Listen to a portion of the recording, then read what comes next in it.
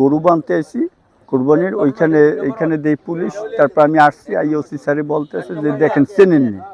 তখন আমি দিই সেই পাগল মহিলা এই ওখানে মরা 4-5 দিন পরে আসি। চুল কামাইয়া ছিল মাথা, ওই একটা পায়জামা ছিল ওই রঙিন ব্লু কালারের, ওই পায়জামা ওইখানে ফেলাইয়া দেখি।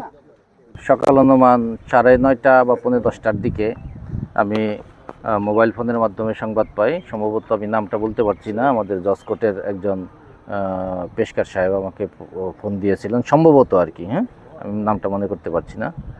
উনি ফোন দিয়ে জানালেন যে এই পজিশনে অর্থাৎ সিভিল সার্জন অফিসের ঠিক পশ্চিম পাশে মাঠের কোনায় দেয়াল ঘেঁষে একটা লাশ পড়ে আছে।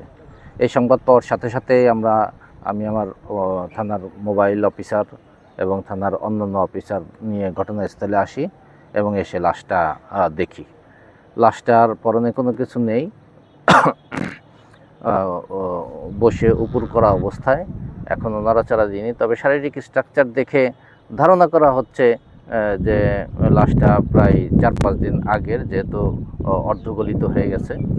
এবং তার বডি স্ট্রাকচার দেখে প্রাথমিকভাবে মহিলাই মনে হচ্ছে।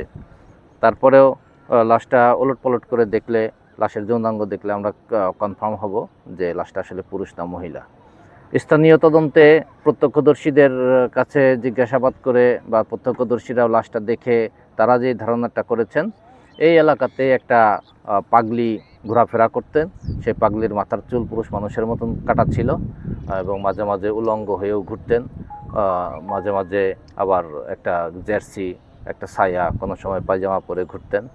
তো তারা ধারণা করছেন তাদের সেই পাগলিটার বডি স্ট্রাকচার আর এই বডি স্ট্রাকচারের সাথে সামঞ্জস্য রয়েছে।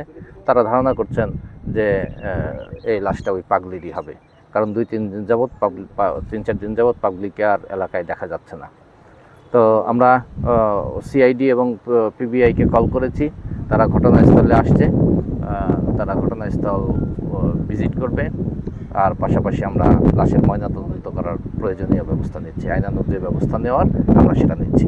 লাশের কোনো লোক না পাওয়া গেলে পারিবারিক আপনারা কী করবেন?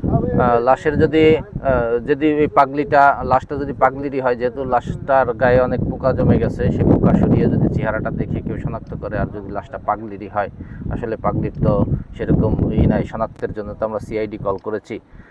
যদি আত্মীয় স্বজন পাওয়া যায় তাহলে আত্মীয় স্বজনের কাছে বুঝিয়ে দেব, আর আত্মীয় স্বজন পাওয়া না গেলে আন্দোমান মফিদুল বা সরকারিভাবে যে দাফন কাফন সম্পন্ন করার, সৎকার করার যে প্রয়োজনীয় ব্যবস্থা, সেই প্রয়োজনীয় ব্যবস্থা আমাদের এই জায়গার স্থানীয় যে নেতৃবৃন্দ আছেন তাদের সহায়তায় এবং আমাদের সহায়তায় আমরা সেটা দাফন করার প্রয়োজনীয় ব্যবস্থা করব।